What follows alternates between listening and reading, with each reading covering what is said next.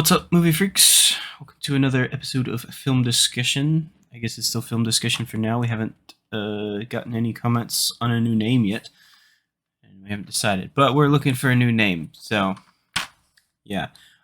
Today we're going to be discussing The Northman from Robert Eggers. So what? Oh, he's got the 4K. Oh yeah. Oh, he had a copy. I'm literally the only person who doesn't have a copy. Yeah, it's too bad you didn't have the good. vinyl thing. Oh, I know. That would have been cool. Okay, so let me. I want to talk about that real quick. I know we'll talk about the soundtrack later, but I don't think Nathaniel really knew this. But the same company, Waxworks Records, that did the Godzilla box set that I have, and a lot of other like movie soundtracks, they did one of the Northman, and I missed out on it because it's limited edition stuff. Oh no. I was literally waiting for my next paycheck to get it. The day before, it was in stock. Day of my paycheck, out of stock. Oh no. So pissed. And every time I hear the soundtrack and watch the movie, I'm just like, oh. So that's literally the only reason why I get a little bit upset and angry at watching the movie. Is because I don't have the soundtrack. Yeah. So what was y'all's first impressions of the movie?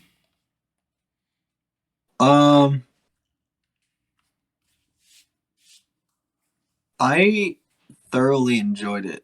I was, just from all the trailers and stuff, I was a little worried about it because the trailers, and I assume it's because it was just a bigger budget movie than his last two movies, so he had less control over the trailers or something. But the trailers felt so, stereotypical big blockbuster action movie, and I was like, Yeah. Yeah. Literally, but then the almost everything in the trailer happens in like the first 20-30 minutes of the movie. Yeah. Yeah.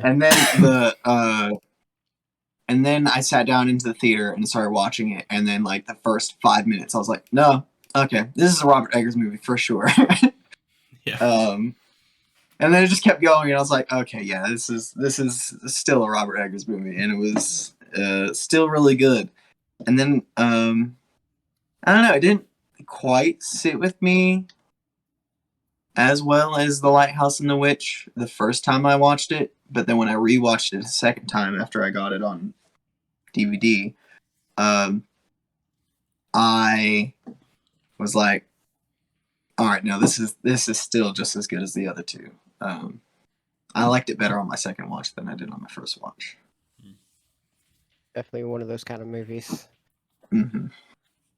The more you watch, the more you appreciate. I tried my hardest not to see any trailers. I think William remembers this because I don't want to see any trailers. I did too. And then when we went to see the Batman, there was a trailer, and I was like, dang it. Because I just know trailers are just garbage nowadays. I mean, let's be honest. They just don't... They're either just generically made, for sure.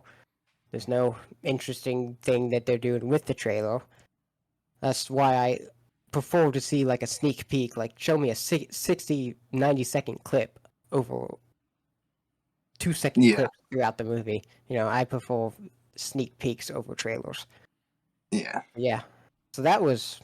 It's got that little bit of mystery, that little bit of intrigue, and it's not too long, and you're just like, I'm interested now. Yeah. But trailers, they edit them in a way that they feel like will appeal to most audiences, in which case, a lot of the times, the trailers will have a different tone or vibe than what the movie actually is. So people will go in expecting a certain movie and then come out of it not getting that movie and be really upset with it. And that's happened on more than one occasion.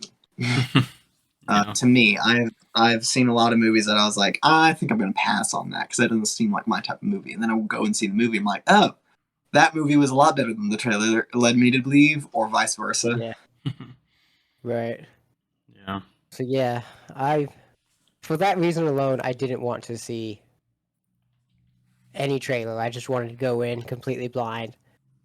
I honestly, it was still would have been cool, but I tried my best to like block the trailer out of Yeah. my mind when I tried it. to do the same thing, but I don't think that I ever watched a full trailer. I might have seen it when I went to see the Yeah. Batman. I think that's the first time I ever saw one all the way through. But like I would see clips every now and then on YouTube or something like as like an ad for it, and I was like, I really don't want to watch the full trailer because I don't. I like to go into movies blind. Exactly. I had like from the little bit of Batman what I was saw, I kind of knew the premise, but that was it. And then I saw some like clips, but I didn't really know fully what it was going to be like. Yeah. So like going back to my first impressions, that reason was basically why my first impressions was a little bit. I wouldn't. Well, I'd say downgraded a little bit, just because of when you see a trailer, you're kind of looking out for the scenes that are in the trailer and stuff, which are mostly in the first 20 minutes of the movie, but it still kind of like takes you out of the experience. Going in blind, you're seeing all these visuals for the first time, and it's just a better overall experience. So I didn't necessarily get the first impression that I really wanted, but I still very much enjoyed the movie and thought it was fantastic the first time around, which got better at the second time. I just want to make that clear. I did not dislike the actual film in any way because of my expectations of like going in completely blind and having that ruined with trailers. It's still just as good as the movie is. Yeah. Yeah. I loved it on my first watch. On my second watch, I like it a lot. I definitely can see parts of like you said with the title card stuff. It was like, oh yeah, I could see where they made him do something like that, but it still very much feels like a Robert Eggers movie. Yeah. And that was something that I was also, because I had heard quotes where he had talked about how he was trying to reach a bigger audience with this movie than he did with The Witch and the Lighthouse, which are very. They're so different that only like a few people, like a handful of people, actually like want to watch them, and then maybe even a few people will actually like them. Yeah. That was one thing that was another thing that I was like really kind of nervous about. But once I still got the vibes of that it was a Robert Eggers movie, I was like completely fine. I was like, okay, Yeah. at least it still feels like a Robert Eggers movie. Like it's definitely not as psychologically thrilling as The Lighthouse, and it's not as horror as The Witch, but it still feels like a I almost said it still feels like a Robert Eggers movie. Yeah. I remember And watching. it does still have some imagery and stuff that makes you a little bit uncomfortable. Yeah. I remember watching for the first time and seeing the scene when they go into the cave acting like dogs and stuff. And I've just thought of that quote trying to appeal to a mainstream audience, and I just had to laugh at it. Just like, Yeah, I was kind of thinking that too. Honestly, I was like, I also just think of doing that scene as an actor, and I'm like,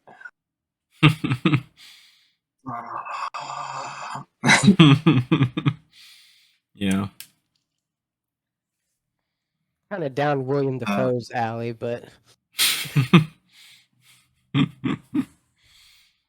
I was really kind of disappointed that Willem Dafoe wasn't in it that much. I thought he was going to play a bigger part. But the stuff that he did do will stick with you for a long time. Yeah.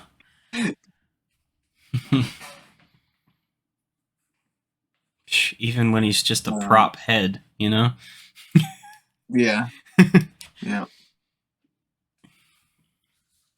A prop head and a voice. Yeah.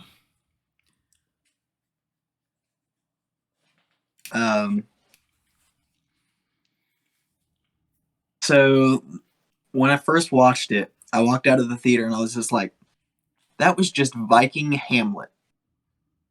Okay. I guess Hamlet's just a really good story, I guess.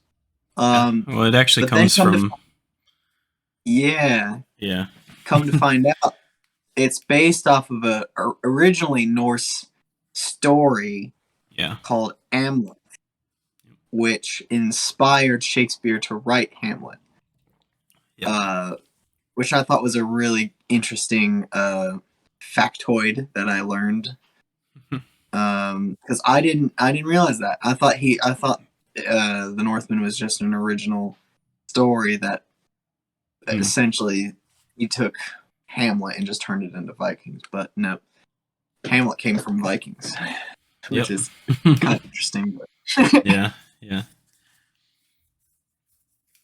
In which it does stray from that original story a bit. Yeah.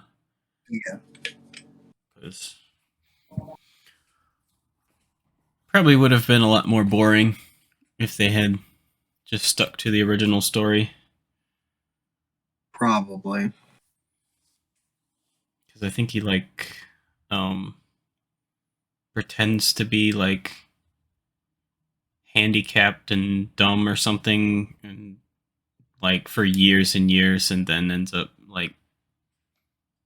killing the guy with his own sword or something when he least expect something to that degree.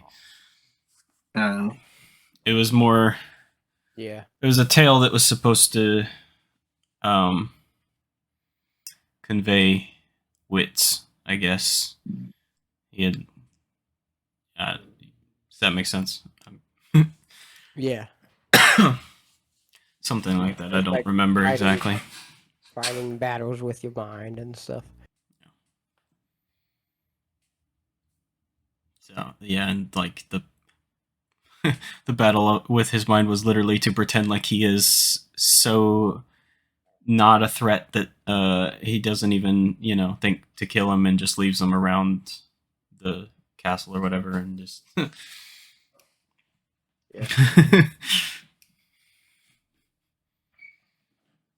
So not quite as exciting. Yeah, it would have made it almost completely different movie, considering it happened. But I love.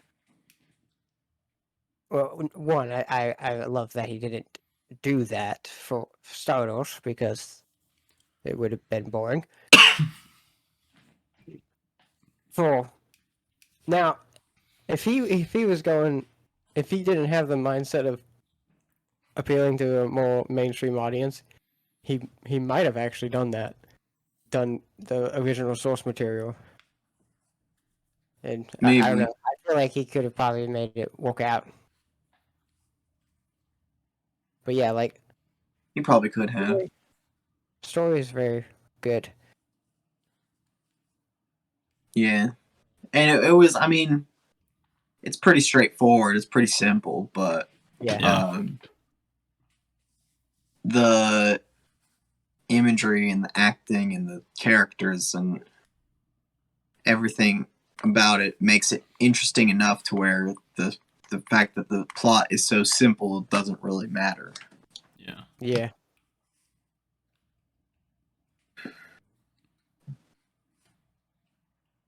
Which goes to prove that you don't have to have. I feel like too many mainstream movies right now, I feel like they have to make the story and the plot really interesting and really complex and everything. It's like you don't have to, as long as everything else holds up and is really good. The story doesn't have to be the most interesting, complex thing ever. Right. You can have the most simple and basic story, but if the journey is spectacular, then Right. that's what people don't really remember every little story point or something. They remember And sometimes it can just scenes, they get remember acting moments, they convoluted. remember cinematography moments. They remember the journey. Yeah. And if you are trying too hard to make it complex, you can just make it convoluted, and then the audiences will just be like, "Huh? Yeah. What?"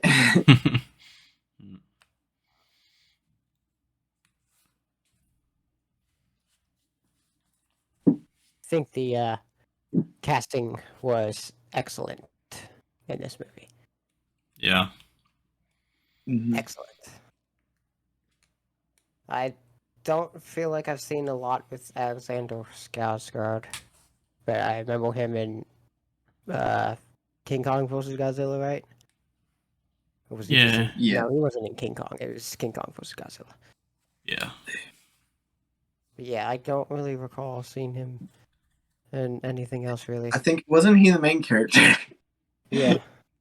And Yeah, I don't remember Godzilla vs. like at Kong, yeah. all. Yeah, I mean, he's the literally only like thing the I main really, human. the main thing that I remember about King Kong versus Godzilla was Kong versus Godzilla. And that's really all that I wanted to see in the movie was Yeah. King Kong fight Godzilla. So Pretty much. I mean, it's a monster movie. What else are you yeah, watching it for?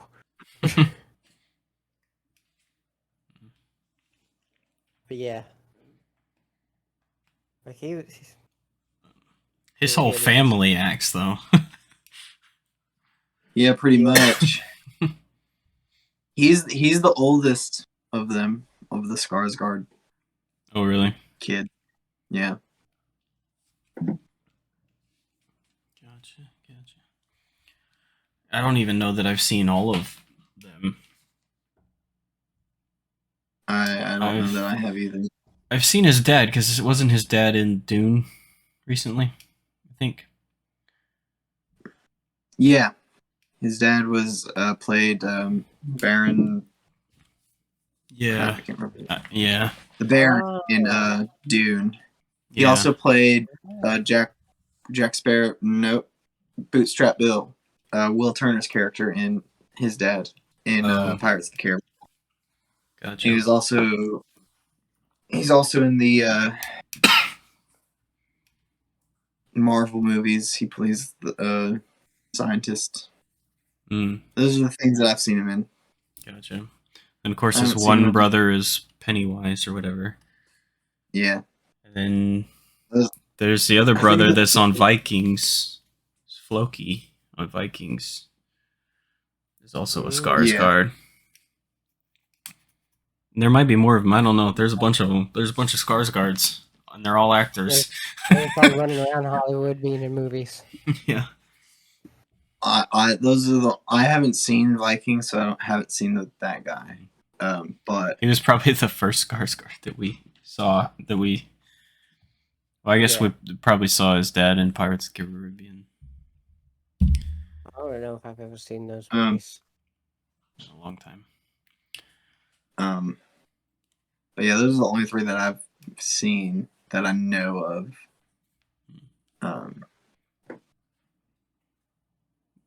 But yeah, I think I haven't seen Alex in a whole lot. I apparently have seen him in Kong versus Godzilla, but again, I don't really remember that very much. Which I don't think that has anything to do with him. I think it's just the fact that those movies tend to just be more about the monsters, the big, kaiju things. Yeah. And all the human stuff, all the human characters are kind of side. Nobody really cares, not even the writers, because they don't make them that interesting. So I think it just comes down to more about the writing and the characters than it does about his. Because he was really good in this. Yeah. He was also a producer on this too, I believe. That makes sense. I remember some of the I don't know if you guys remember, I was sending you a bunch of like videos and interviews with people after the Northman had come out and all. Oh crap! I meant to watch those. I don't think I ever did. There was Dang one with Robert Eggers and Alexander Skarsgård, and they were talking like they had been talking to each other like way back in the pre-production stuff, so much to where like Robert Eggers was thinking about doing the around the time when like the Vikings started going west and hit England and all that, and Alexander Skarsgård told him, "No, that's been done too much. Let's go a different direction." So it sounded, Yeah. I don't know how much input, but it sounded like he had a little bit of like input, and even Yeah. back I to the don't know writing. if you guys watched it, but I've seen those I watched videos. I watched some of the behind the scenes on the Blu-ray, and he talked about the way Alexander Skarsgård was talking about it. It sounded like he had a lot to do with it too, because he was talking about how he had been wanting to do a Viking movie for so long. I think he said like 30 years he had been wanting to do a Viking movie. And eventually he got to the point where he's like, I'm going to go start like seeking out people and start like trying to put this together. So it kind of sounded like it was, I don't know if he approached Robert Eggers or if he was just out looking around trying to find someone who was making one to like hop onto the project. Yeah. It sounded like he was like there at the beginning stages of the movie and helping out with it. And then he said after he read the script, he cried with joy because of just how good and how authentic it felt. Yeah.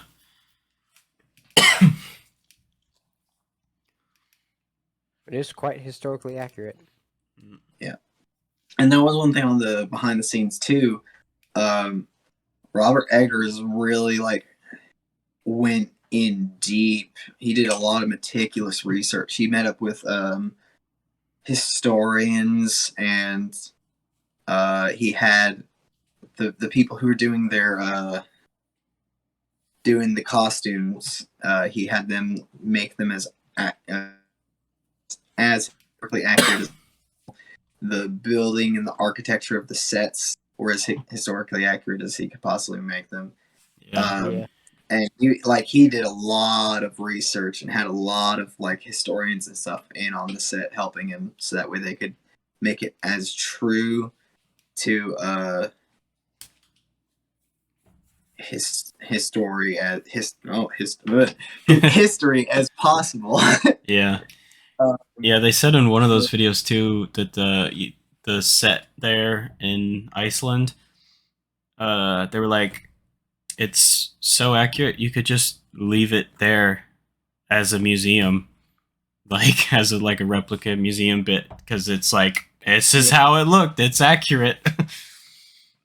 He was also joking about he was talking about how whenever he works with new like prop makers or costume makers that haven't worked with him before, trying to get them to understand how he does things, because he's like, he said, I'd show a picture of Viking sword that was actually found. He's like, most movies it'd be like, okay, make something like this, but for him it's like, make this. And he said someone had finally got it with the prop department or something. He was like, okay, make museum replicas. Got it. He's like, yes. Yeah, someone in the behind the scenes was talking. Oh, it was one of the historians. They were talking about how they needed him at one of their museums because of just how historically accurate he was to everything. I don't remember exactly what the quote was, but she was talking about how they needed him at the museums just to have everything as accurate as possible. Yeah. and I really appreciate that about his movies because Yeah. I like history a lot. So Yeah. And it's rare to see something as accurate of a portrayal as this movie Definitely. was. yeah. Definitely. Hollywood Um, doesn't care which, I too mean, much even about if the look. it probably isn't that accurate, just because there's so much speculation about stuff from that Yeah. time period, but it's as accurate as it possibly can be. Right. He even said he was like, "This is the most historically accurate Viking film that exists." He said that Yeah. himself. Yeah, He's and like, several other people said that in the behind the scenes. I think Yeah. one of the historians said it, and I think Alexander Skarsgård also said it. yeah, It's the most historically accurate Viking movie they've ever seen.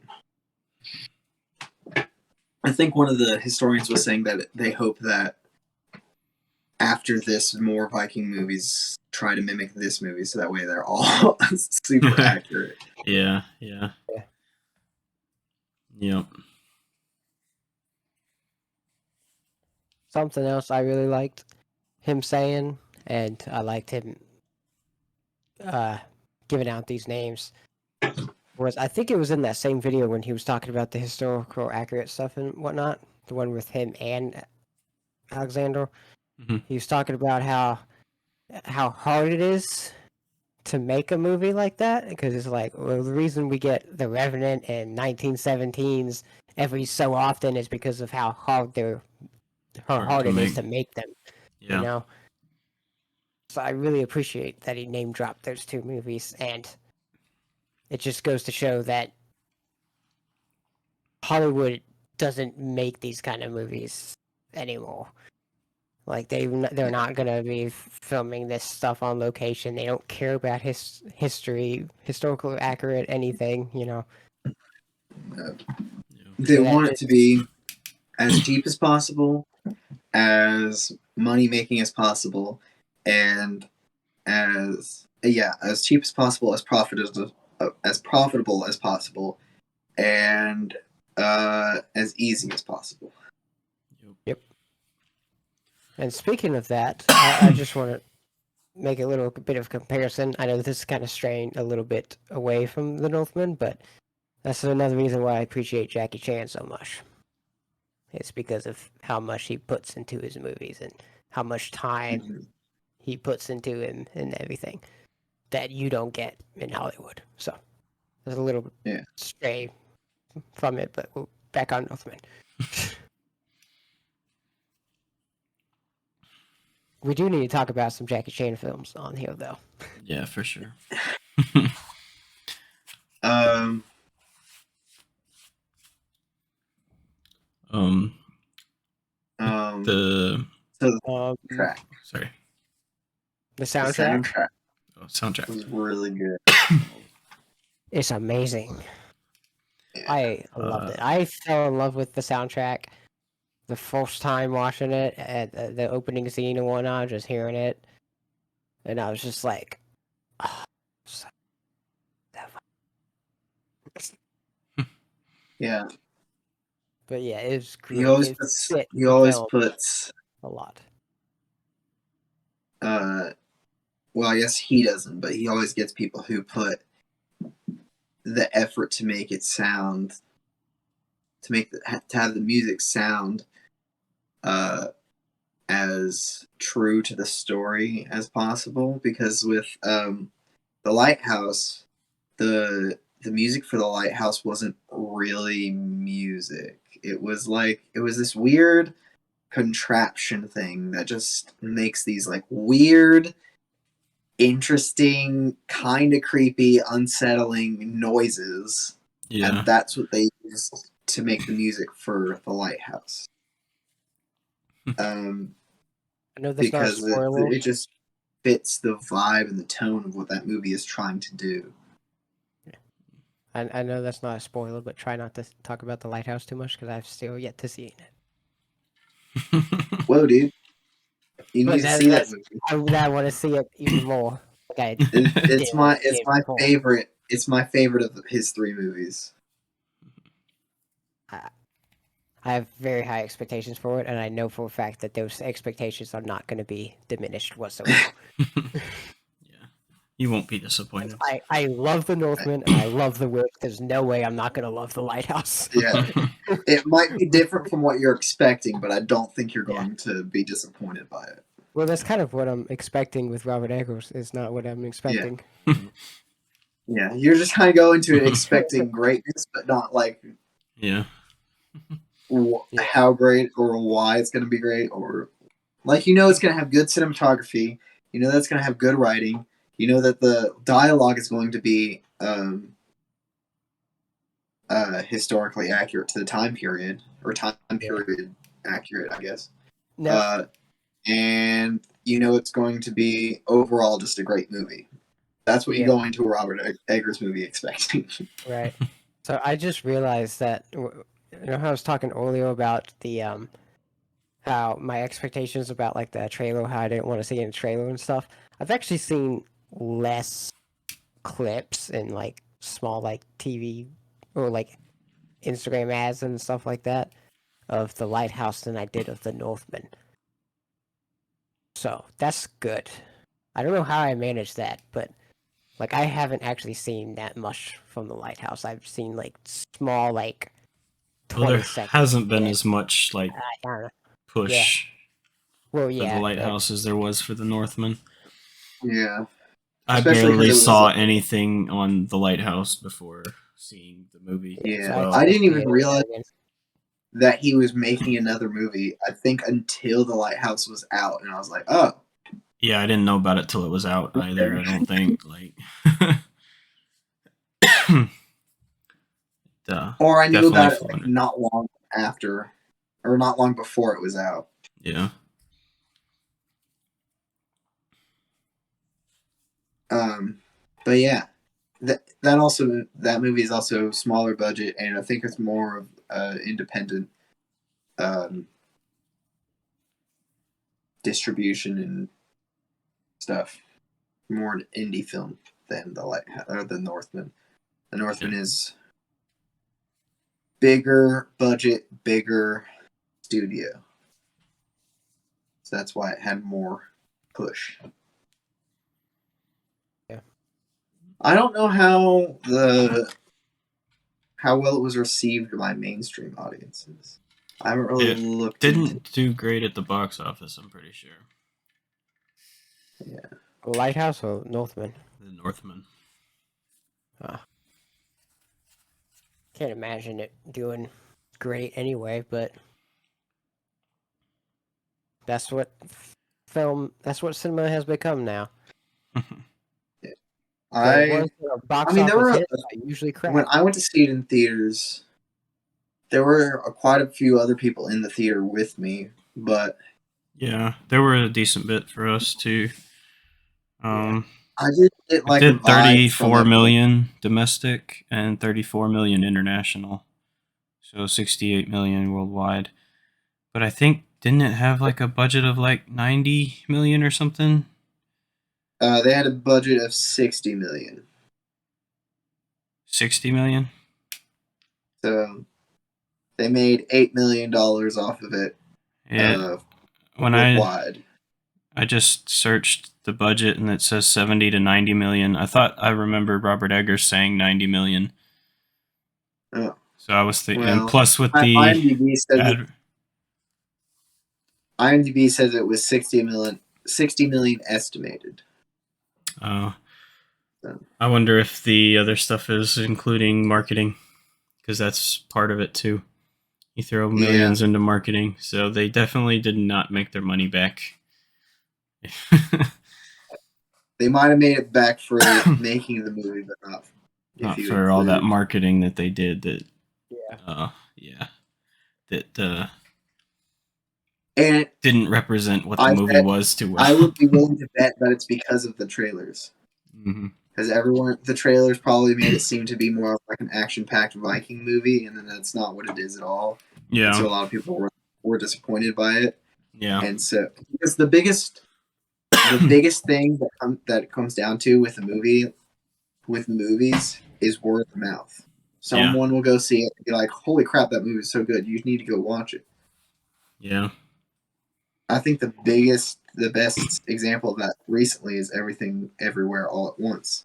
Like, I had kind of heard about that movie before, but then as soon as it came out, like everyone was talking about it. Yeah. And I was like, okay, I need to see this movie. Yeah. Hopefully with the Blu-ray and DVD sales, hopefully they were able to at least break even. I'd hate for. I mean, I feel like it sounds like Eggers probably wants to do more independent stuff anyway, so that there's not a studio involved. I would just hate for him to have such a flop to where it's like, okay, yeah, we're not giving you any money to make movies anymore. Yeah. So that way, because like it'd be nicer to have him have that option, to be able to do that, in case something were to come up where there was a project that he really, really wanted to do. Yeah. That was a bigger project. Instead of being and not doing it, instead of having this really, really cool project that he really, really wants to do, but needs a bigger studio, and not being able to do it because they don't want to give him because of the sales on the Northman. Yeah, and I always want to see more like actual good directors do well when they do have, bigger movies out. I certainly tried. I would have liked to have seen it multiple times in the theater. Didn't end up doing that, but I did get like a couple of coworkers to go to it in the theater with us. So I was trying to get more people to come too, but I wanted to go see it a couple more times in theaters just to for the ticket sales. And then, but I ended up also not being able to do that. But then it turned out that I went on a certain weekend because I just had the time and I wanted to go see it. So I was like, well, I'll go see it. And then I think it was like the next day I went over to my friend's house and I told them that I went to go see it. And they're like, "Oh, we wanted to see that movie too. You should have waited to go see it with us." And I was like, "Oh, I'm sorry."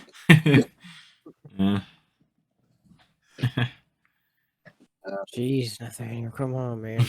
Yeah. Get it together. But too, I think didn't it come out not too long before like Multiverse of Madness. So then once that came out, that's what everyone was going to see. Yeah. It was in the same month, I think, because I feel like it was not too long before. It wasn't that long before, because that whole like period of time there were like 5 or 6 movies in theaters that I wanted to go see. I ended up only seeing like 2 or 3 of them.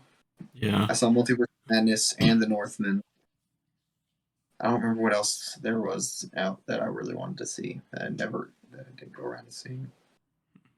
But yeah, those 2 were like at the top of my list that I wanted to see, and I went and saw them. Yeah.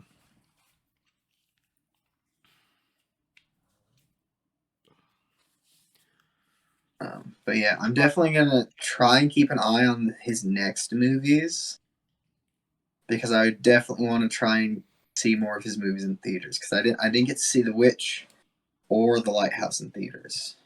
Yeah. But I really liked to. But I know that for a fact that I wouldn't have gone to see The Witch in theaters, because I don't usually do horror movies very often. I would have gone if someone had been like, "Hey, let's go see this movie." Yeah. I probably would have gone with somebody, but it wouldn't have been that one that I picked to go see it myself. But after seeing The Witch and seeing how good it was and how interested I was in his movies after that, I would have gone to go see The Lighthouse in theaters. Yeah. But I think no. I was gonna say that did that come out during COVID? But I don't think it did. No, it didn't. That would have been. 2018, The Lighthouse. It was 2018. I think. Oh, it was Um, 2019. Oh yeah, no, it Yeah. wouldn't. It wasn't during the pandemic. Okay. I was gonna say it was during that. I think that I saw it. I think I watched it during the pandemic.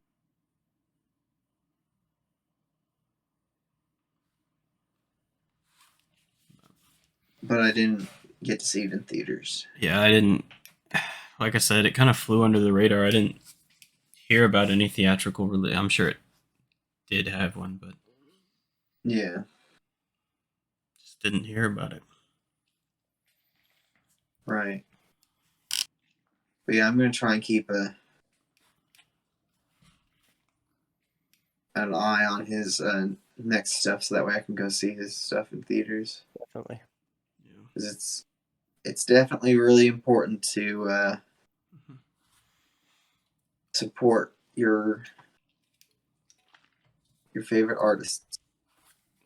Yeah. And he's definitely one that needs it. Especially with what you were saying about the Northman not doing as well box office wise. Yeah. You know. Yeah.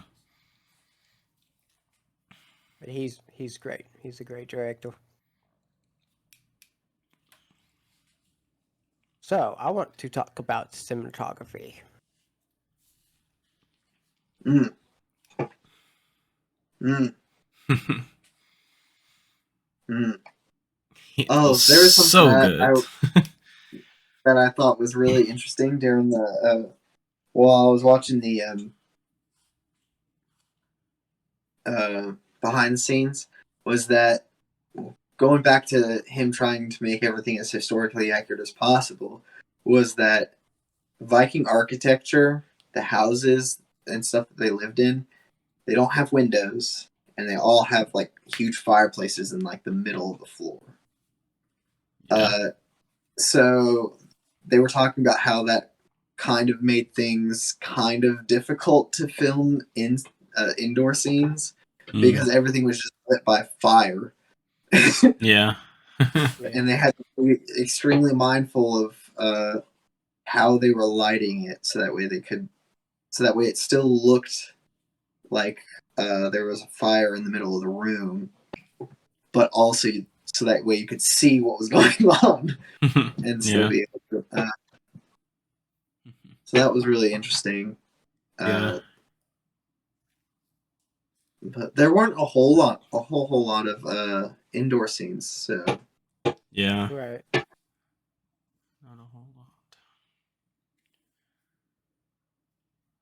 yeah, Whenever there was, but I feel like it was. I think they nailed it with the indoor scenes that they did have, because honestly, I didn't really notice that there was low lighting or low visibility in those scenes. Yeah. It's true. Like it was low light enough to just look real. Like Yeah, it just looked like you were in a house that was only lit by a fire or only getting moonlight. Like it looked natural. yeah, If that makes sense. Like it just seemed like, oh yeah, I can see everything, but I'm in the dark, or there's only a fire lighting, or there's only the moon lighting. yeah. The night scenes were lit so beautifully well. Yeah. I think it's some of the best nighttime uh, film. Yeah, the best nighttime visuals that I've seen in a movie. I would agree It with was. that. Yeah. It's so good. It was great. One of my favorite shots is the one where the longboats are going down the river, and then the camera goes out and then gets on the longboat and then turns and then goes down the longboat and then gets right in front of Skarsgård, especially knowing that it is all one shot. There's no hidden cuts. Like one of the videos that I had sent was him and Skarsgård, I think, dissecting that scene. And he's like, okay, we had to figure out, we got this crane to like hoist it out over the water, and then people got to grab it on the boat. And then as they're going down, there's not room for the camera to get in front of Skarsgård because there's someone in front rowing. So as soon as like the guy's shoulder goes out of view, he has to jump off the boat, and then so that the camera can go into that spot to be right in front of Skarsgård. It is such a like technically complicated shot that most people probably would have been like, we're not doing that, we'll figure something else out. But I don't know, it's one of my favorite shots of the movie. Like, I love that shot. It's so good. Yeah, I remember that too. I never noticed that it was just like, well, I mean, I noticed that it was one shot, but I never really thought about how they would have done it practically. Right. But yeah, I agree, like that shot, when it happened, it stood out to me. Yeah. Like every time that I've watched the movie, I've watched it 3 times so far, but every single time when he gets to that shot, it always just sticks out to me. Yeah. But I never really thought about, I mean, I was kind of like, I wonder how they did that practically, but I never like spent a whole lot of time thinking about what they would have done to do it that way. I was just like, I bet that would have been fun filming. Yeah. And then, yeah. Like, left it. Right. And then I guess I think the guy who had to jump out.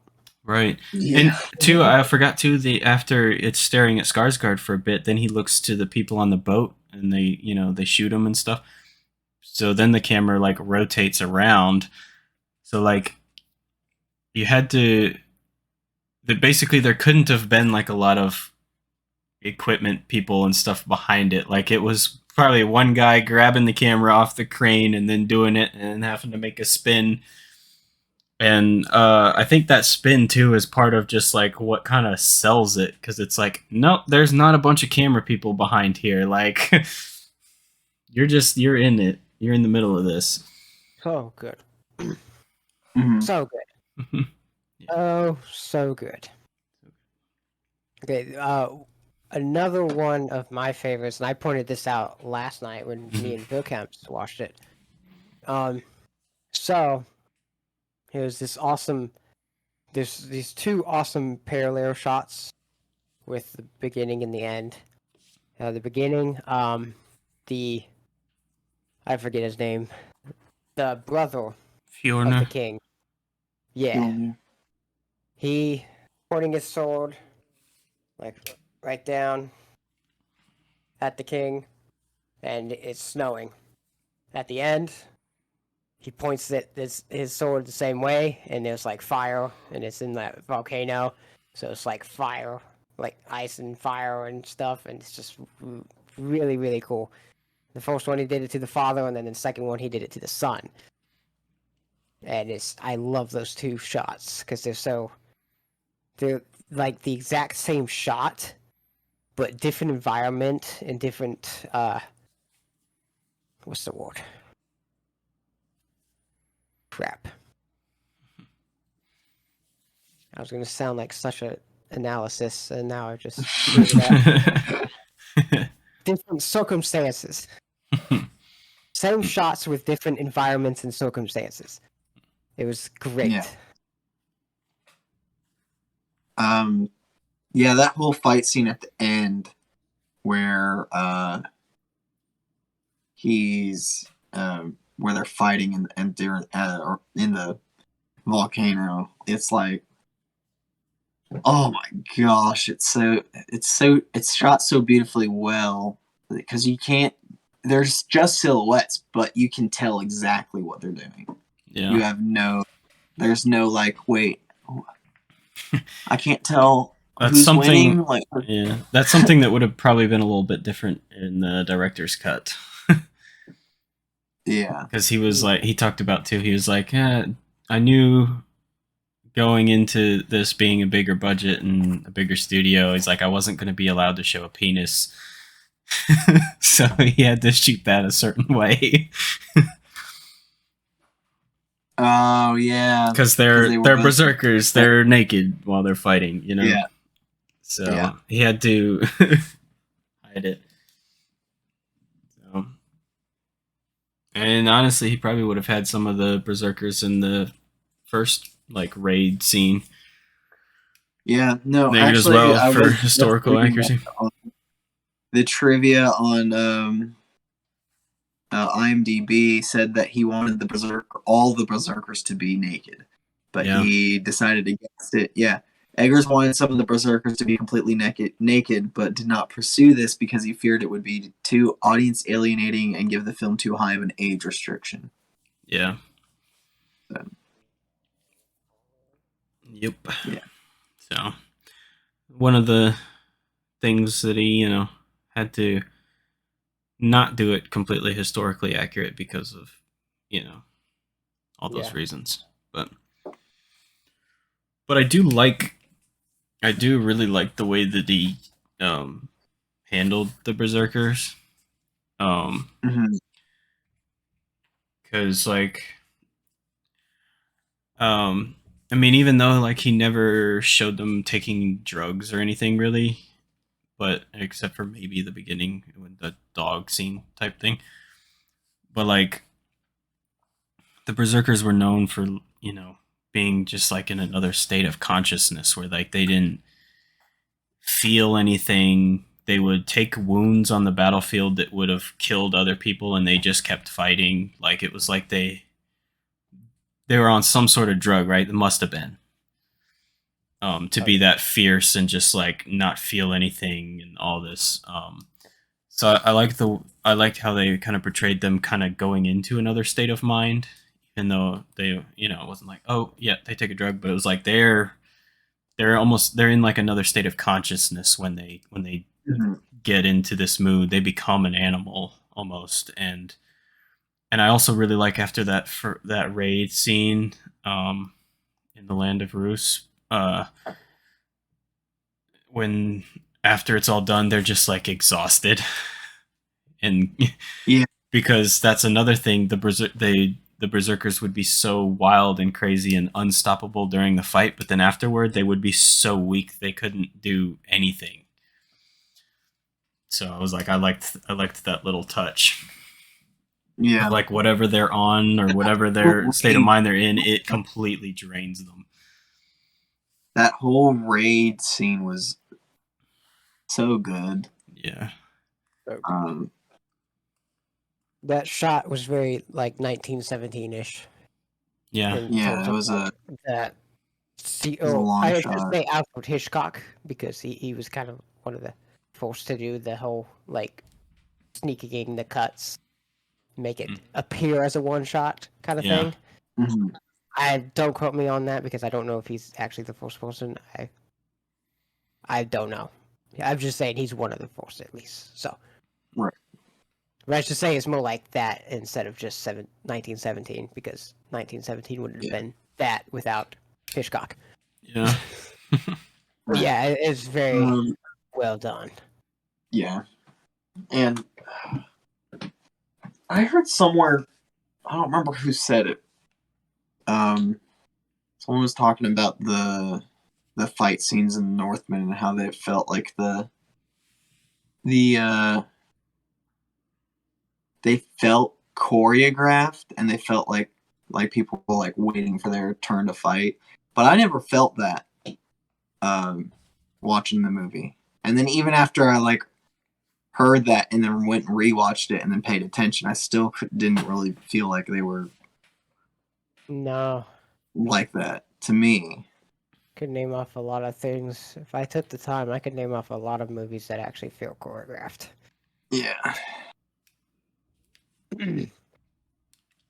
Yeah. Star Wars. But that's a whole separate conversation. Star Wars should feel choreographed. Yeah, even some of the good ones still kind of feel choreographed in a way, you know? Yeah. I mean, I think There might have been once or twice where I saw like in that the fake one shot on the raid that it's that I maybe noticed the person being a little slow to their attack or something. But also, like, this movie isn't, any of the action movies that are like super fast, quick cuts, all this stuff, super fast action. This one's going more for realism. Right. For sure. And when there is a lot of fighting going on around you, you can't just you're in real life you're not going to be as fast as you saw in John Wick, like right. And also fighting with guns like John Wick is completely different than fighting with a sword, with sword and axes, wearing armor, and yeah. And on horseback or on foot, or fighting someone who's on horseback while you're on foot. Like it's yeah. Like I feel like the only really thing that I ever noticed that felt like that was when Amleth walks around like the corner of a house, and there's a guy sitting on a horse with a bow, and he like points it at him, and he like kind of like freezes for a second, and then this other Viking guy like walks out in front of him and goes for him, and then gets shot, and then Amleth like takes him down while he has to like get another arrow. Yeah, and that's the only part that kind of felt like choreographed, but it also like didn't bother me too much because it still felt real. Like it wasn't. It didn't feel like too slow that it felt like people were waiting for their turn to fight. Right. But it also kind of feel like, well, Amleth can't die right here, so. Yeah. And I mean, archery from horseback is kind of difficult. Yeah.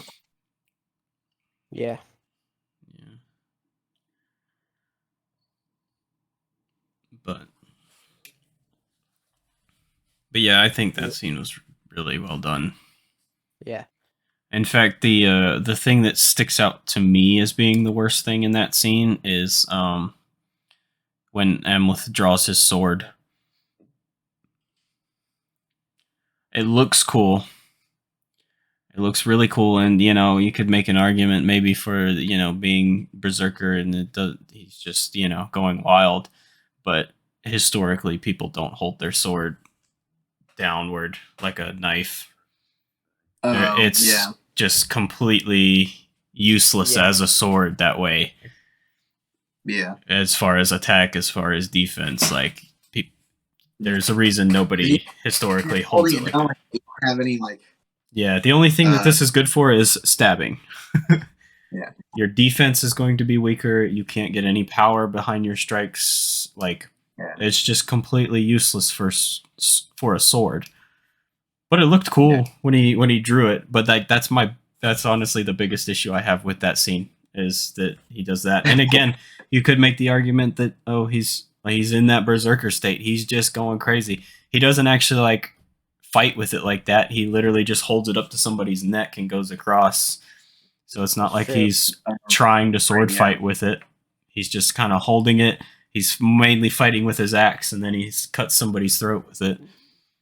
So I think that's a good point to make, because you probably did have, seeing as how these guys were jacked up on drugs, they probably didn't use realistic combat fighting styles and stuff. They probably weren't swinging properly in the combat world, they probably won't do it. It was more just about brute force than it was skill. Like brute force and mind games, because they were just, you couldn't stop them. It didn't matter. Yeah.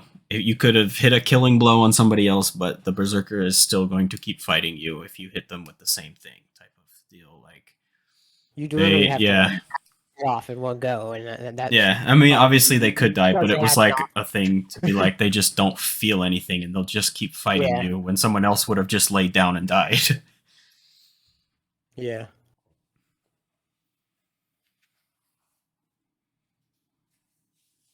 that's like a fantastic scene. I also like how Anya Taylor-Joy's character is introduced in the background before she's actually like fully introduced. Yeah.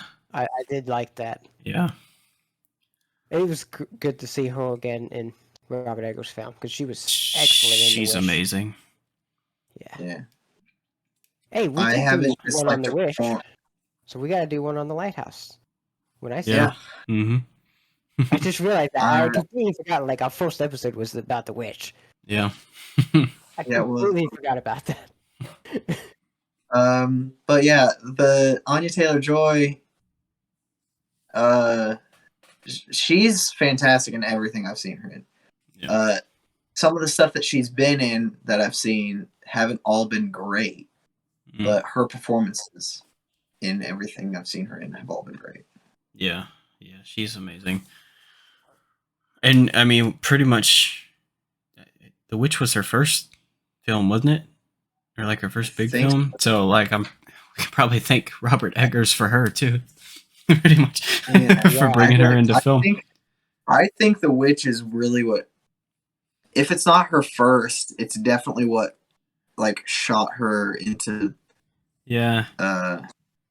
Because I remember there was an interview too with her where she was talking about coming back to work with Eggers again for this, and she realized, and I feel like it was because he was her first experience with film, or with a feature film or whatever, that she realized some of the way that she does things in other movies is because of him. Because she like coming back and seeing him do stuff, and she's like, oh, that's where I get it from. I can't remember like specifically what she had said, but she had talked about how she didn't even realize like how he had influenced the way that she goes about a role. So I remember seeing that. Yeah, actually. It was probably in one of the things that I sent to you guys as well. Honestly, I was watching all kinds of stuff on this movie after I watched it. Watched it. She was in Vampire Academy as, I guess, an extra because it says feeder girl uncredited. And then she was in Endeavor, the TV series, and then The Witch. So she was in two things before The Witch. Okay, but that was like her first like actual role in a movie, though. Yeah. Okay. And then she was in a lot of stuff after that. Yeah. But yeah, it looks like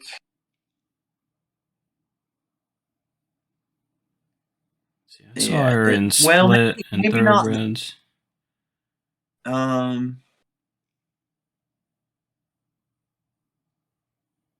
Split might have been her like big thing. Yeah. Because Split was really popular. I remember when Split came out and being like, oh, it's her from The Witch again. Which, I mean, that was the very next year. So even though there's a few projects in between there, that's really not that far. So it was like The Witch and then Split and Thoroughbreds and then Glass. Yeah. And whatever else she did. And then she like took off after that. Yeah. So I think I've just seen The Witch, Split, and Thoroughbreds, and now this with her. But I like her a lot. Yeah. Yeah. I mean, too. Have you seen Queen's Gambit? Sorry, we're kind of going off. Not yet. It's good. She plays a teenager and then someone and then like throughout the course of the series, she goes from like a teenager to like a fully grown like 30-year-old adult, and like she does a really good job of playing the younger version of the character and the older version of the character really well, that you feel like she is aged. I mean, part of it does come down to costume, but like, if you are playing the same character the same way and you just change the way that they look to make them look younger and older, you're going to be able to tell. Right. Yeah. People change and they mature and like, yeah. Yeah. So I think she does a really good job of going That to reminds change. me of Philip Seymour Hoffman in Synecdoche, New York. Yeah. How he played, because he ages and he actually, like, besides the makeup, like, he actually acts like he ages too. So Yeah. that's just what popped up in my head. And now I really want to see that because I've always heard that's one of her bigger roles, like Queen in the Queen's Gambit. So, but I've Yeah. never seen it. It's pretty recent, isn't it? Good. Yeah. I think On she's the also Netflix just gotten ones. really lucky. Yeah, she's also just gotten really lucky with roles too, I think, because she has been in a few things that I've seen that she's in haven't been great, but Yeah. she's been in a lot of stuff that have been really good that a lot of people really like. Yeah. So I think that has also helped her because there are some people who are really good actors, but they just can't get like really good roles, so they don't really Yeah. stick out to a lot of people. Yep. Yeah. Oh, speaking of actors and actresses, Bjork has a scene in this too, which is also really good. But I was thinking, and I was looking on IMDb last night when we were watching it because I was like, I don't know that she's done any movies since Dancer in the Dark because Lars von Trier just like gave her a terrible experience and just really really messed up stuff, and I don't know all the details, but I know it was just a terrible experience for her. And then I was looking and I was like, yeah, she maybe did like a TV episode and like she's done her music videos, but this was like the first movie I think she'd been in since that. So I was like, I feel like Robert Eggers is really something special to convince someone to come back to a movie that's been very much like, no, I'm not doing this anymore. Yeah. Yeah. I am gonna be honest, I didn't know who Bjork was before this movie. People were like, "Oh, Bjork made an appearance." I didn't is. Man, apparently she's a Scandinavian singer. Yep. I don't know what type of music she plays. I haven't listened to any of her stuff. Her stuff is odd. Is it very Scandinavian, or is it like, well, or like influenced by that type of? I would say it's pop music, but it's odd. It's not like a normal pop song. It's weird. I would call it weird, but like pop music. I only heard of her because one of my cousins in England actually showed her to me. Oh, okay. So I think, I don't like listen to her normally, but I find her stuff intriguing. Like I listen to it and I'm like, this is interesting because like it's not typical at all. It's just very out there, almost experimental at times, but still like pop sounding, if that makes sense. Yeah. I'm very interested now. Yeah. I have to go listen to her stuff. That sounds interesting. Yeah.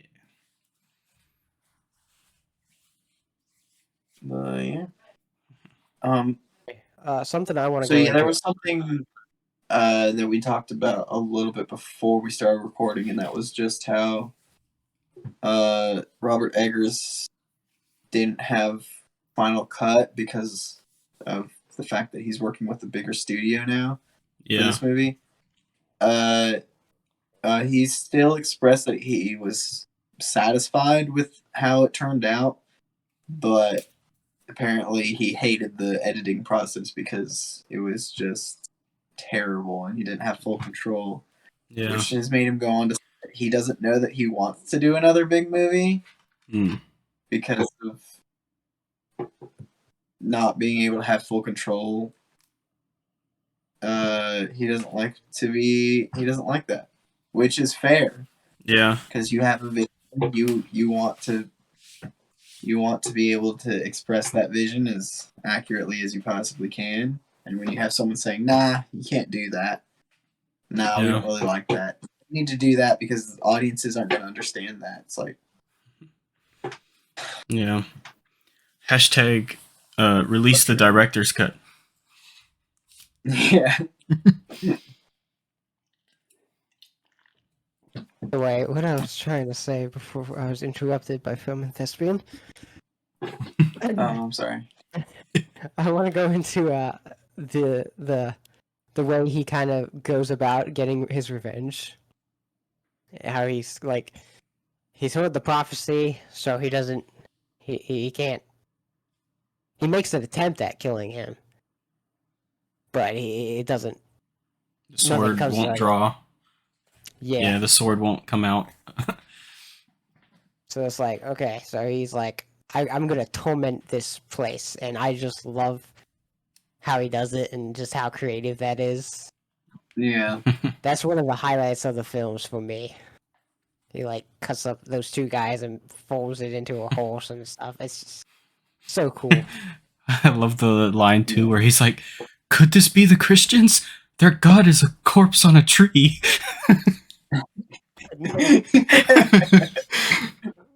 Oh man. Yeah. Funny. There one line that I really like was when he figures out where Fjolnir is, and so he disguises himself as a slave so that way he can sneak his way over there. He takes up the slave branding mark and brands himself, and then he says, "Fear not. When I meet your maker, I will thank him for the warmth he gave me." I was just like, oh man, this guy's a badass. Yeah. Oh, just saw a fox walk by my window. Oh wow. I wonder if it talks. Like a Green Knight. Yeah. And the one in Antichrist, but I prefer the Green Knight one. Yeah. I haven't seen Antichrist, so I haven't seen any von Trier movies. Antichrist in particular would be interesting for us to talk about on this show, but I don't know if I really want to get into a lot of Lars von Trier stuff. I think Antichrist is the only thing from him I've seen. Same here. But I've seen I've seen YMS talk about some of his stuff. Yeah, YMS talked about how he feels very pretentious as a filmmaker. Yeah. And Antichrist, I think, was very well made and like good, but I don't think I like it. Does it just feel pretentious? Like it's well made, but it just gives off like a vibe that's like, yeah, it feels like he wants you to feel a certain way, but I just didn't. In fact, I feel like Willem Dafoe was the saving grace of that film because he wouldn't let Lars von Trier completely just make him a certain way as a character. He's like, no, you have to let me play this a little bit more like this. I can't let you just make me this. Because it feels like the movie's trying to make him this. And it's kind of like, if that makes sense. Like, there's nothing wrong with like the movie from a filmmaking perspective. Like, it's very well made. It's good. But I feel like Lars von Trier is trying to get me to feel a certain way, and I just didn't. Yeah, I see what you're talking about. That does remind me of something that Willem Dafoe said in the behind the scenes for this movie, is the way he approaches a character. Robert Eggers has also said that he thinks Willem Dafoe is one of the greatest actors ever. Yeah. And then he said that, and then Willem Dafoe was talking about how the way he approaches a character or a role, he says that he doesn't try to like plan things out in his head of how he wants to do things, because then it feels fake to him. So what he does is he like obviously he like learns his lines and all of his stuff, but then he just when he gets there he just feels it out and feels it, because that way it feels more natural, because like if you're a real person in that type of setting, you're going to react to things differently, not knowing what you're doing, not knowing what's happening, and this is the first time you're experiencing those things versus rehearsing it over and over again. Right. Which I think is a really interesting way to think about it. I don't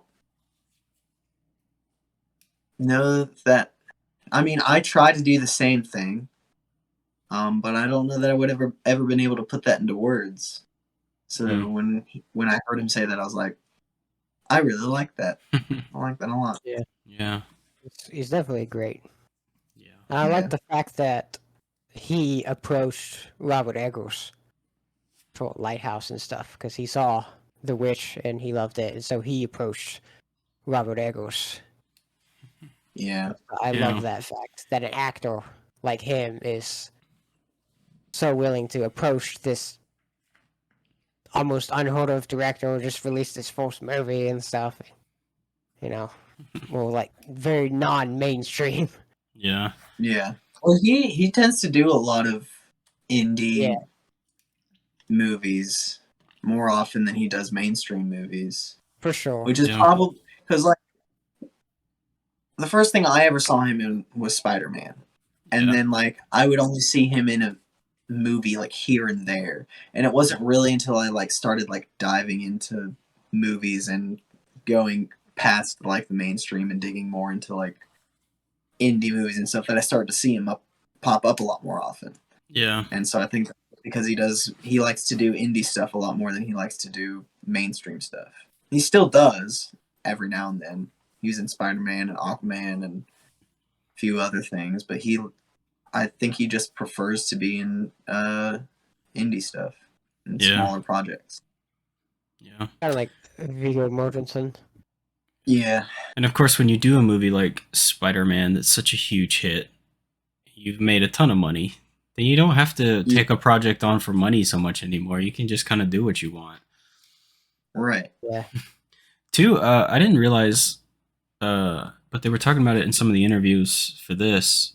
I guess like Willem Dafoe has like an acting school, because Ethan Hawke was saying that he was like went to Willem Dafoe's acting school. That's like where he started or something, like in this, because Ethan Hawke is Armless dad.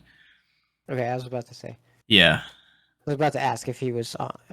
Yeah, he was and he said something about like the Willem Dafoe acting school. I don't know if it was an actual acting school or if he was just saying that I just watch Willem Dafoe and like copy what he did. I don't know, but he said like school. So I don't know. Really cool if you did. Yeah. I'm kind of curious. I would love to hop on that. It's probably in LA though, if it's anywhere. Yeah. Oh, it's too far. You got online stuff now, so it could be online. Yeah. Are you looking it up? Yeah, I'm trying to. Time to do your editing magic. Stu, edit this out. I don't know. I'm not seeing anything about an acting school when I search for it. Maybe he was just saying that, like, I watched Willem Dafoe act, and that's how I learned to act. I don't know. Yeah, it did kind of sound like that when in the behind the scenes stuff, because he was talking about how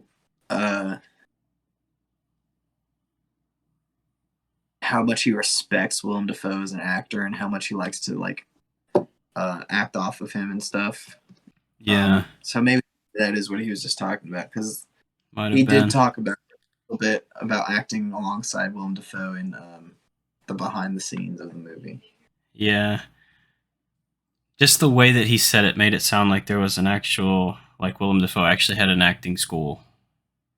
That would be freaking awesome, though. That would be really cool.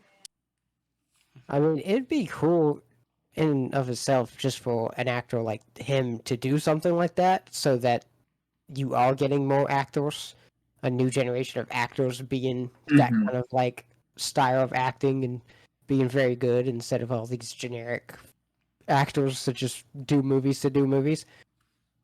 That would be really cool. Yeah. So hey, Willem Dafoe, if you're watching this, set up an acting school. And I'll be your first student. Hook you up with this guy. See, the thing about the Northman is because it's such a simple story and a well-known story. It's not exactly a art film, although it is very artsy because of the director and some of the actors that are in it. It's kind of hard to discuss a lot about it because, like, usually if you watch like I felt like we had more to almost discuss when we were talking about like the Green Knight or something of that avail, where it's like it's Yeah. more like the artsier the film is, the more you have to discuss about it.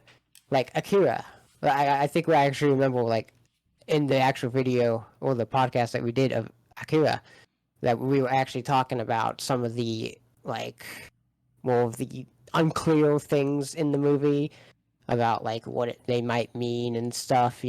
There's not really those kind of moments in the Northman to discuss on that, which that's another reason why it makes this movie think kind of another harder to talk the about. thing that I can think of the most that's probably like that is the scene with the Draugr, where he True. fights it, kills it, and then it like is just like an imagination or a dream or something. Yeah. And then it like switches back to where like he looks over and then he's standing there and then takes the sword expecting the Draugr to get up and removes it and it just falls apart. It was Yeah. like that's what he was expecting or something with Yeah. how the old man and Willem Dafoe's character, well, his character, he's pretty much dead, but how they like set the sword up and he's like expecting something like that and then it's just like he just takes the sword and it falls dead. I really love the shot when it pans over to that because it just starts panning and you're just like, wait, and then it pans over to that and you're just like, oh, that. I just loved that whole scene because we love every scene in this movie, if you can't tell. Yeah. Let's But be like honest. that whole, I don't know that. I think I've said on this podcast, enjoy fantasy. I love fantasy so much, and that scene just was so fantasy. I was like, it's like so into it because also, one of my favorite games, Skyrim, is heavily based off of like Norse mythology and stuff. Yeah. It's basically one of the main enemies in like the it's a Draugr. Yeah. So like it just reminded me of that, and I was like so into it. Yeah. I was a little disappointed when it turned out to not be real, but I was like, yeah, I don't really care. That was a really cool scene. Something I want to bring up is I do feel like even though they didn't do like the whole drug thing with the berserkers, I do feel with how historically accurate this movie is, it did very well with almost mixing the Norse mythology with the realism. Yeah, like I everything. think It felt like very everything. well. yeah, it felt like everything out of the Norse mythology was real in this world. Yeah. Even like that part he thought, as far as he could see, it looked like Odin came as a raven, and freed him, and then was carried by a Valkyrie to safety. Yeah. Yeah. But yeah. And everything, all the prophecies that he was given throughout the movie all came to fruition. Yeah. Yeah, and the stuff about the like fates, the Norns. Yeah. That all seemed to be real. And then the he witch, he like contacted Willem Dafoe's character and talked through him for a little bit, or Willem Dafoe talked through the he witch for a little bit, and that didn't Amleth was just kind of like, all right, this is normal. Yeah. This is And he throws the snake at him, and it turns into a rope. yeah. Yeah. I mean, he was a little like- freaked out by it because, Yeah. he wouldn't be if that happened. But like, it wasn't like he wasn't freaking out that it was magic. He was freaking out because his snake turned into a rope. Yeah. Or turned into a snake or whatever. I don't remember exactly. Yeah, the But, snake turned into the rope. So Yeah, that's why I even was though- a little bit disappointed when the Draugr turned out to not be real, because I Yeah. was like, everything else up to that point, and even the sword, it followed that rule of you can only draw it during the nighttime, like when he couldn't draw it. There were only 2 points where I think that it didn't do that. He tried to draw it to kill Fjolnir and he couldn't, but it was still nighttime. Although I guess the sun could have been coming up. And yeah, but he also like couldn't enact his revenge until until he was at the gates of hell or whatever. And then when he finally did get there, it was daytime and he was able to draw it.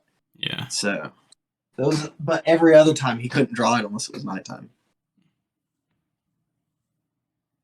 So because there was when he like gets captured and is being tortured and whatever, that one guy tries to draw it and he can't. Yeah. That proves And that it was not he never just... drew it during that fight either. When he got captured, he never drew its sword. Yeah, it was still in the sheath whenever he was doing the fighting. Yeah. Right there. So yeah, so it just feels like it was entirely everything about Norse mythology was real in that story. Yeah. Which I really liked about it, because a lot of times when people make historically accurate movies set during it with that, or have like Greek mythology or Norse mythology or some sort of mythology, it's kind of like you can interpret it that's real, but we're not going to say that it is. Yeah. But this movie is like, real. Everything is all the Norse mythology real. It's all real. Yeah.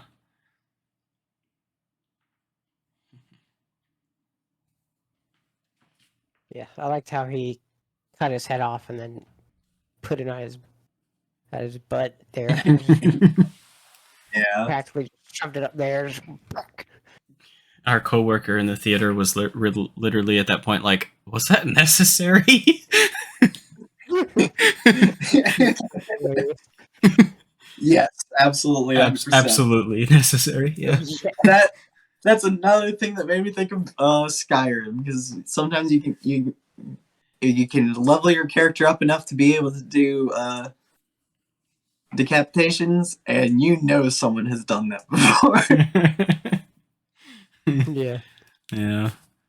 Someone has picked up a decapitated head and took it and put it in someone's leg. I mean, yeah. Yeah, that was great. But yeah, other than that, I'd say I personally don't have too much to talk about. I'm not really familiar with a lot of the actors from it. That play like Bjorn and whatnot, but like they all did fantastic. The Yeah, casting I was think great. Well, I was gonna bring this up earlier actually, but I forgot. The first time I watched it, the kid who played young Amleth, he like the first time I watched it, I was like, this kid's kind of not good. But then when I rewatched it the second time, and then again today on my third rewatch, every time I've rewatched it, his performance doesn't feel as off-putting as the first time I watched it, and I'm not sure if it's just because I'm getting used to it or if it's just it wasn't actually that bad, and I was just I don't know. I was nitpicking that day. I don't know. I can see where you're coming from because child actors usually aren't that great. Yeah. So you kind of seeing a child actor, you just kind of expect them to be just and you can kind of see it more when it's a child actor when they're like acting, just because they don't have that experience. So it's easier to be like, oh, well, that line wasn't delivered that well, and blah blah blah. It's just easier to nitpick their performances. So it probably was. I was just being like extremely nitpicky that day about it, probably. and then You're being a jerk next, about it. yeah. Man, this kid's just trying to do his best, and you're just like, And I'm like, man, you suck. terrible. You suck, dude.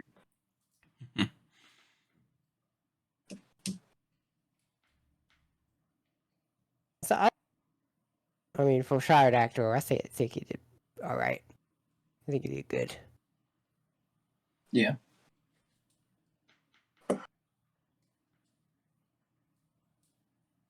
Although I think the child actor who plays the other kid, Bjorn's youngest, I think he was a bit better.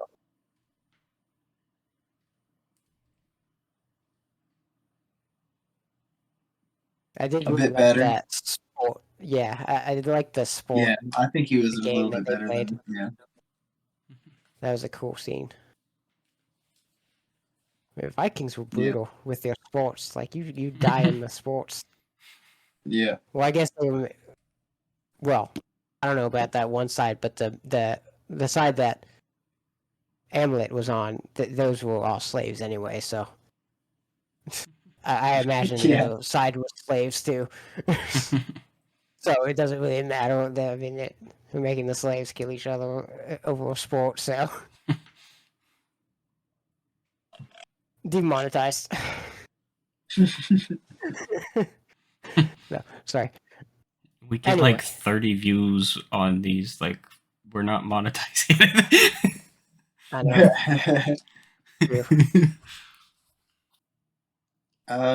So yeah, my final thoughts are I think this movie is beautiful. I think it's beautifully shot, and I think it's really, really well made. Robert Eggers hasn't made a bad film yet, and his track record is just so good. I can't wait to see what he does next. I just love all the detail that he's put into everything. Every single thing about the movie is fantastic. The first time I watched it, I gave it an 8 out of 10. But now, for me, now it's a 9 out of 10. After I've rewatched it a couple times.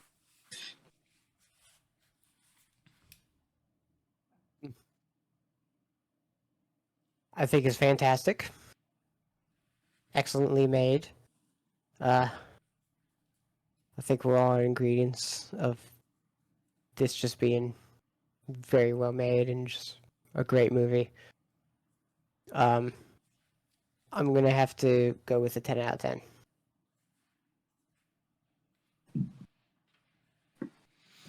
Yeah, I love this movie. Robert Eggers might end up just being my all-time favorite director. Like if this continues, because like even some of the little things that we pointed out, like it's just that like little things. Like overall, there's nothing wrong with this movie for me. Um, I still think The Witch is probably my favorite from him. But still, like, it's just so beautiful and so well done. Like, uh, yeah, I was thinking when I came out of the theater, and even while watching it again, I was thinking about my rating. I was thinking about it, and I was like, I like his stuff a lot. Like, I just really click with his style and his cinematography and just everything is just I just enjoy it so much, and I can't find anything really that I don't like about the movie. So I was like, I guess that means I'm giving it a 10 out of 10. So I mean, I could still make the argument that it's not his best film, that but I don't know. It's still Yeah. just a 10 out of 10 for me. So Yeah. I would definitely say that it's probably at the bottom of the out of the three. It's probably my least favorite of those three. Not saying it's like I gave it a 9 out of 10. Clearly, I really like. It's his worst movie. I 9 just out of think 10.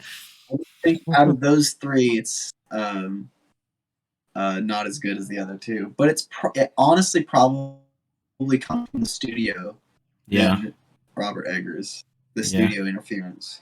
Yeah. I would really like to see the director's cut.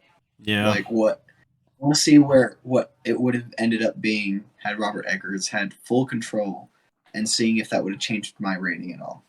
Yeah. I also would like to see that. Release the director's cut. Yeah. So yeah, that's all we got for this one.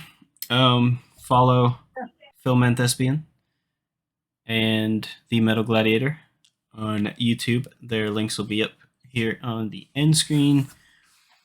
And continue the discussion down in the comments. Let us know what you guys think of this movie. Got any movies you want to hear us talk about? Leave them down there too. Let us know Please. what you think. Let's have more discussion. Let's keep it going. And we'll catch you guys in the next one. Auf Wiedersehen. Auf Wiedersehen. Auf Wiedersehen.